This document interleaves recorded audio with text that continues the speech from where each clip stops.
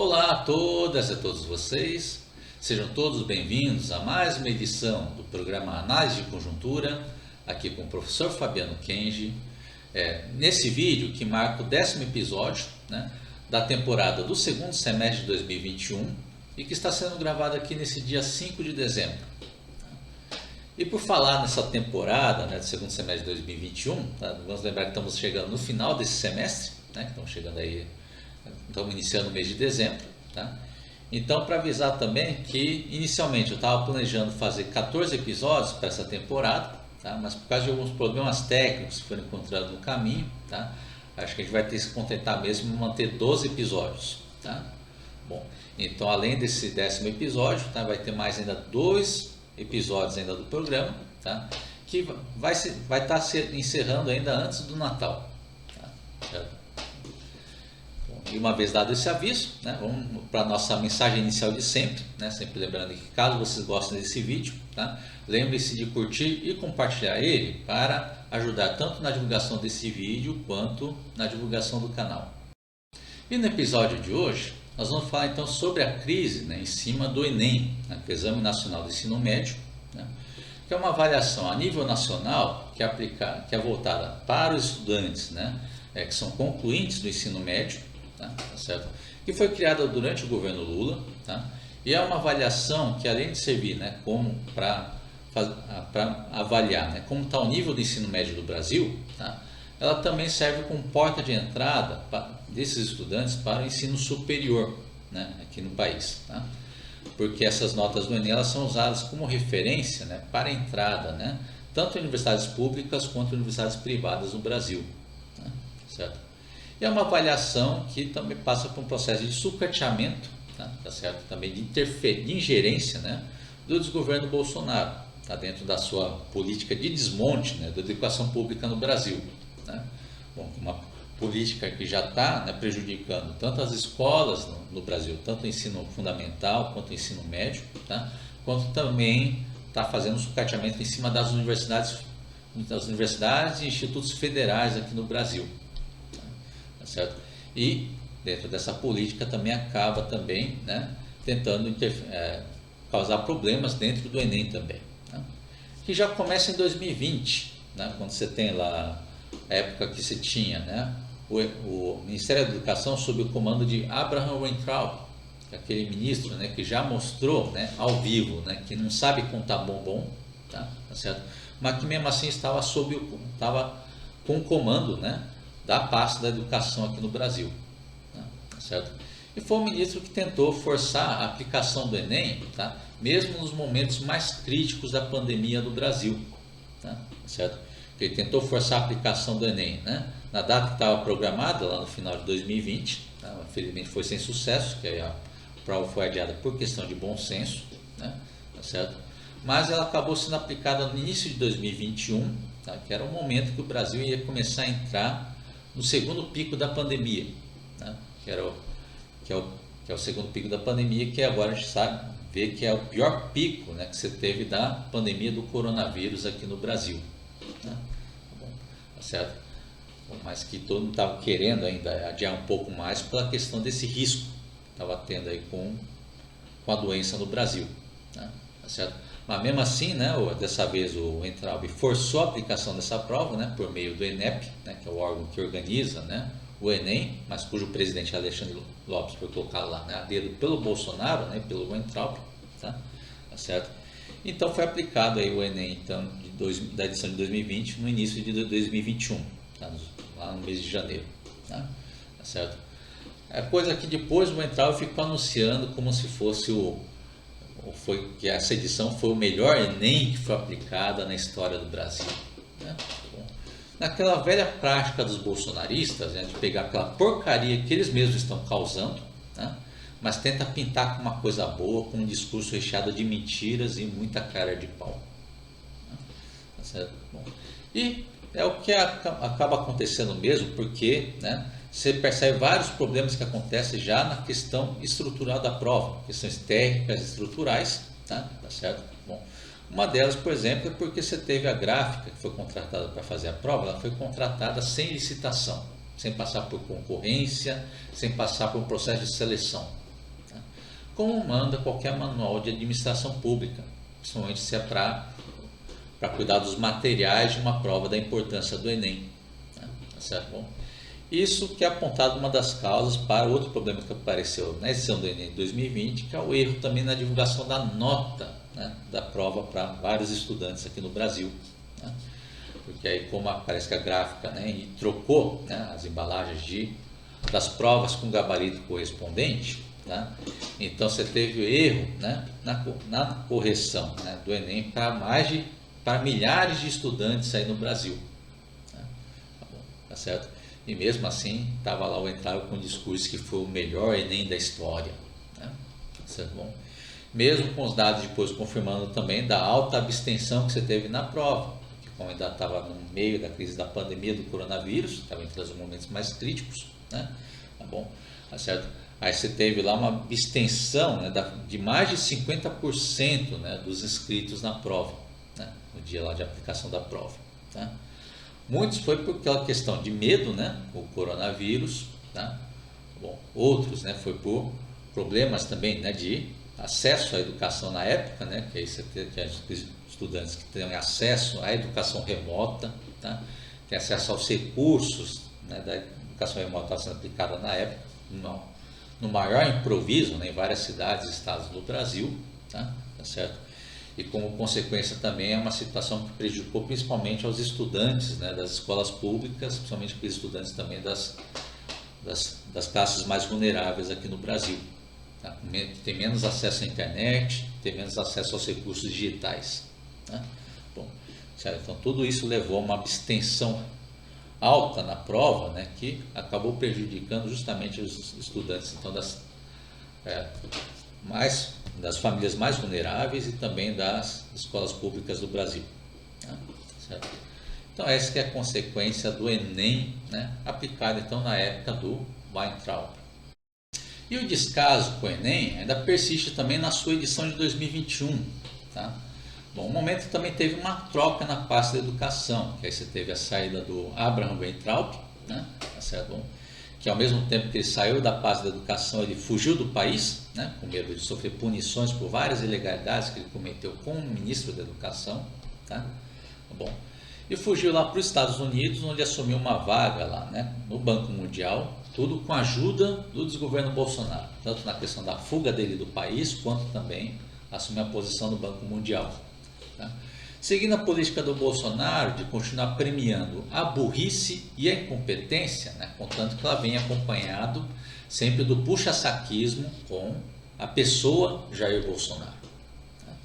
Bom, e essa filosofia que é seguida também com o próximo ocupante da pasta, né, que é também, então, seguindo esse critério de burrice, incompetência e também puxa-saquismo a Bolsonaro, você teve a escolha aí do Milton Ribeiro, né, que é aquele ministro, né, que faz o discurso, né, em pleno século XXI, né, ainda pratica aquele discurso de defender a educação na base da palmada, né, e também, né, tá certo, é aquele que fez o discurso também que a universidade não é para todos. Tá?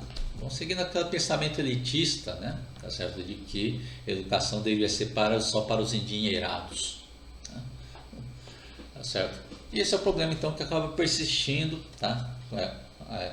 Infelizmente, sucateando a educação brasileira em 2021 e também sobre o Enem. Tá? Que ainda seguindo esse critério do puxa-saquismo, tá certo? Você tem que, seguindo o critério do puxa-saquismo, aí o Milton Ribeiro também tenta interferir no conteúdo do Enem, tá? Para satisfazer lá os interesses do Jair Bolsonaro, tá?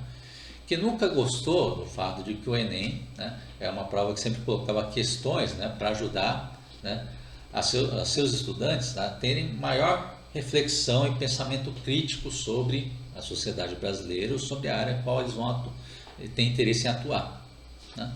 Principalmente nas questões relacionadas à ditadura militar, né? Certo? Onde muitas questões nem fazia críticas, né, à ditadura militar, falava pelo fato de que foi uma ditadura militar que tirou um presidente eleito, né, e também praticava, né, tortura e abusos contra a liberdade dos cidadãos e cidadãs do Brasil, né, mas que Bolsonaro não gostava nada disso, né, por isso que ele queria interferir no conteúdo do Enem. Né. E por meio do puxa-saquismo, que Milton Ribeiro tenta satisfazer essa vontade do Bolsonaro, tá certo? Que aí também é transmitido na presença do INEP, que foi escolhida a dedo por Milton Ribeiro, tá certo?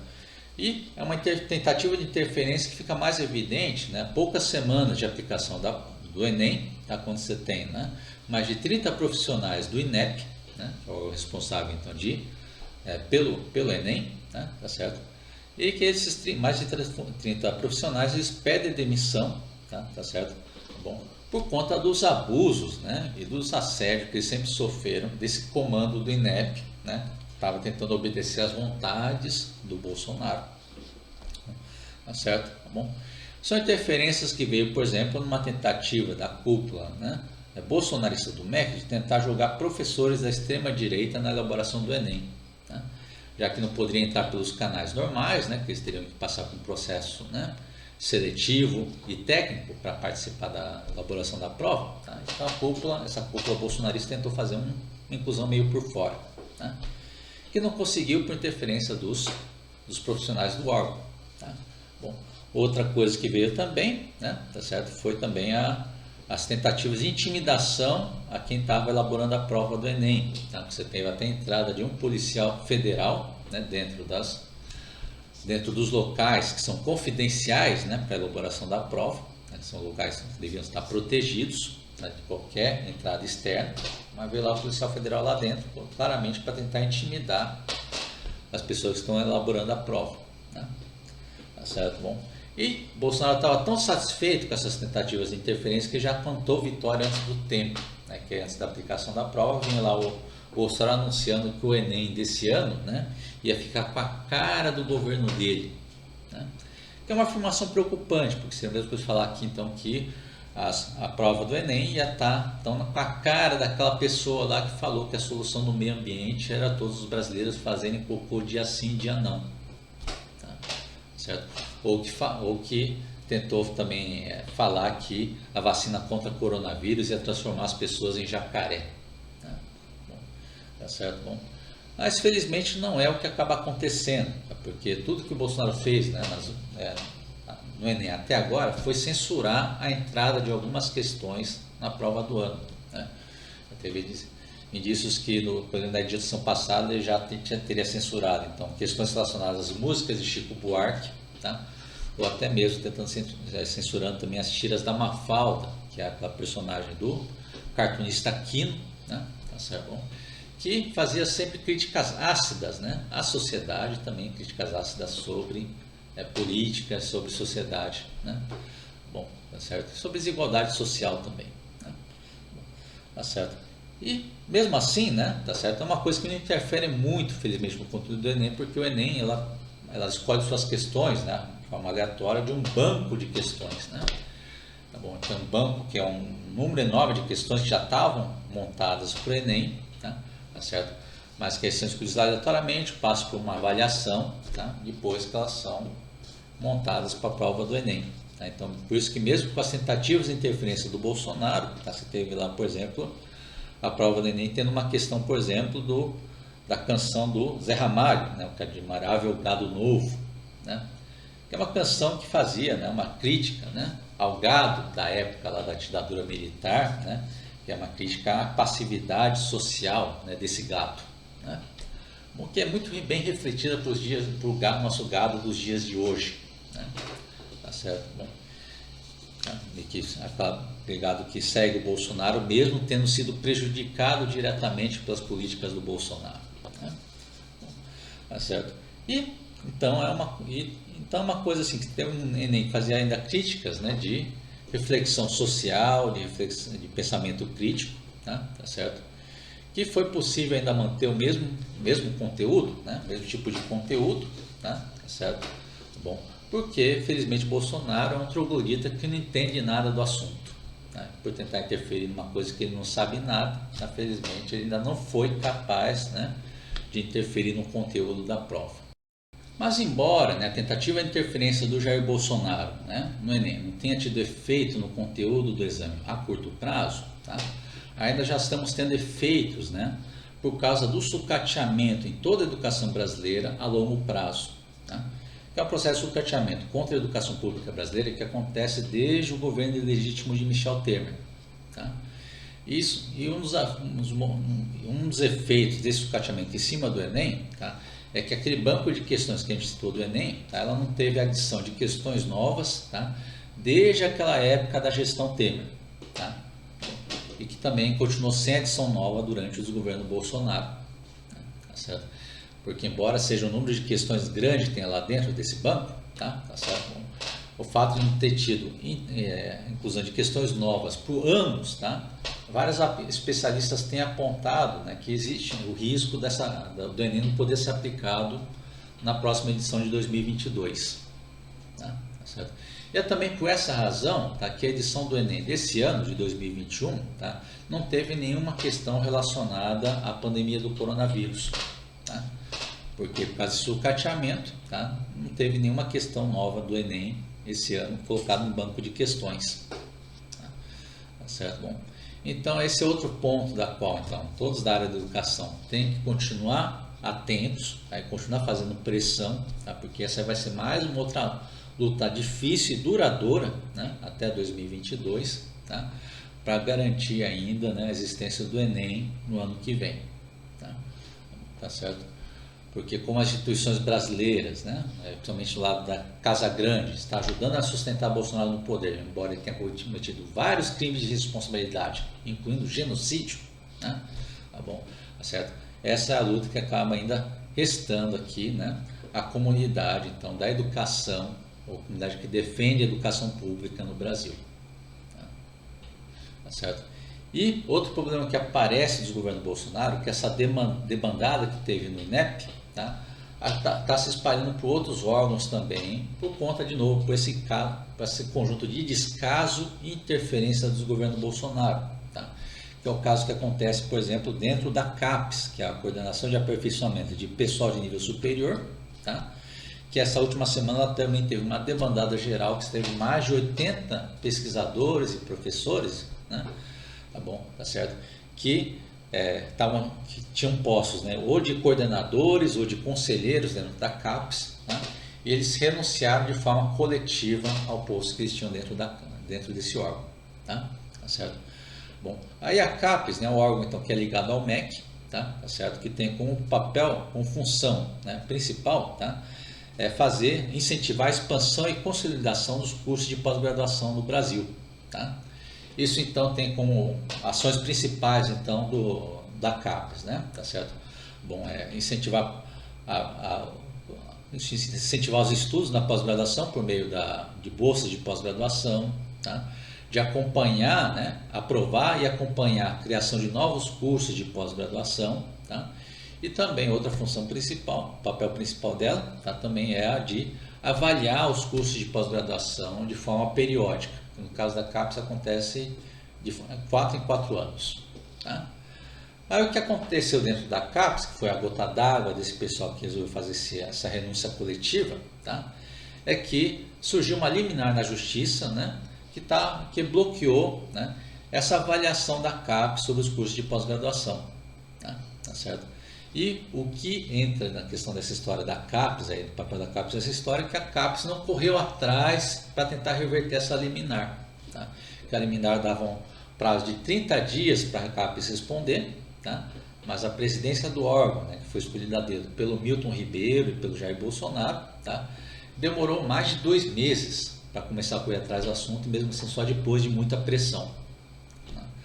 Tá certo? Bom, e isso é um absurdo, como falei, porque a avaliação dos cursos de pós-graduação, de novo, é uma das ações principais da CAPES. Tá? É como se você pensasse, por exemplo, numa padaria, tá certo? Em que você parece uma liminar na justiça que proíbe aquela padaria de vender pão, tá? E de repente lá o dono da padaria não está nem aí, tá? Deixa lá a liminar proibindo, né, a padaria de vender pão. Ele não corre atrás para tentar resolver o problema. Tá? Foi a mesma coisa na CAPES, tá? Então por isso que teve essa demandada geral, tá? Também com outras denúncias junto, né? Denunciando também a pressão que eles estavam tendo, né? Para tentar aprovar na base do charlatanismo a criação de novos cursos de pós-graduação, tá? Sem usar critérios técnicos e científicos e profissionais e educacionais, né? Tá certo? Bom, tudo, claro, com intenção clara de agradar os setores privados da educação aqui no Brasil, que também são setores que estão ali para explorar a educação no Brasil. Né? Tá certo? Bom, e é um quadro que você pediu também dentro da Receita Federal, então você tem que também recentemente o Sindicato dos Auditores Fiscais no Brasil, tá? Bom, fizeram anúncio, né, que estão prontos para fazer também uma renúncia coletiva dos cargos, tá bom? Em protesto contra a ingerência dos governos Bolsonaro dentro da Receita Federal. Tá? Então, claro que dentro das demandas tem as demandas da categoria, né, de melhores condições de trabalho, tá certo? Mas também tem lá da questão do sucateamento dos órgãos de fiscalização, tá? Estão sendo desidratados pelos governos Bolsonaro em todas as áreas, tá certo? E também tem, né, uma questão pontual que eles têm apontado, que é a ingerência dos governos Bolsonaro também nos postos de comando da Receita Federal na região do Rio de Janeiro, tá? Principalmente dos portos que tem lá na região, tá? Que curiosamente é um ponto de muito interesse das milícias do Rio de Janeiro, tá? Tem fortes ligações com a família Bolsonaro, tá? De novo, tudo apontando, né, que para os profissionais de órgãos sérios dentro do Brasil, tá, está passando do ponto do intolerável continuar sob o comando de negacionistas charlatões e de milicianos ligados ao crime organizado. Então, com isso, nós encerramos nosso programa de hoje. Tá? Então, sempre lembrando, né, que caso seja do interesse de vocês podem clicar no botão redondo que vai aparecer aí no final do vídeo, bem na lateral, tá? Para fazer inscrição no canal, tá? E ter acesso mais rápido às últimas informações do nosso espaço. Então, até mais a todas e a todos vocês. Nos veremos novamente na semana que vem.